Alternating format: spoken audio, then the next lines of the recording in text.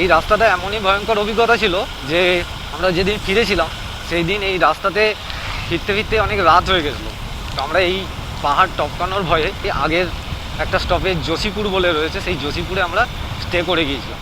এই বাচ্চাটা তখন থেকে আমাদের কাছ থেকে প্রায় 6 থেকে 7খানা বিস্কুট খেয়ে নিল, আমরা খেয়েছি 2টো করে। এই পাহাড়ি রেঞ্জটা হচ্ছে গরুমহিষানি ফরেস্ট রেঞ্জ। লাভলি, দেখে তো অভূতপূর্ব লাগছে, কিন্তু ওপরটা সেরকমই ভয়ানক, সেরকমই মারাত্মক।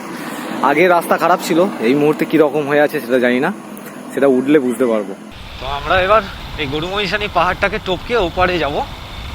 ওপারে রয়েছে বিষয়, রাস্তা খুব একটা ভালো নয়, এখানে বানর প্রচুর রয়েছে।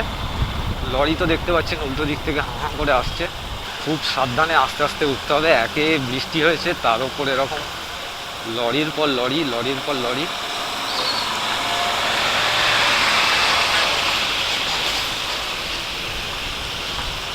ওপরটায় হয়ে আছে পুরো মেঘ ভেসে বেড়াচ্ছে ওপরটায়। এই যে ধোঁয়া ধোঁয়া ভাবটা দেখছেন, অ্যাকচুয়ালি গাছের ডালপালায় পাতায় পাতায় মেঘ ঢুকে গেছে। গাছপালা কিভাবে কেটে ধ্বংস করে দিচ্ছে রে, দিস ইজ টু মাচ। কী হবে এত গাছপালা কেটে দিয়েছে? এইভাবে যদি বন্য প্রকৃতিকে ধ্বংস করতে থাকে, একদিন মানুষ নিজেই ধ্বংস হয়ে যাবে, কেউ টেরই পাবে না। হঠাৎ করে শুধু লরি আর লরি, বাপ রে বাপ, টার্নিংগুলো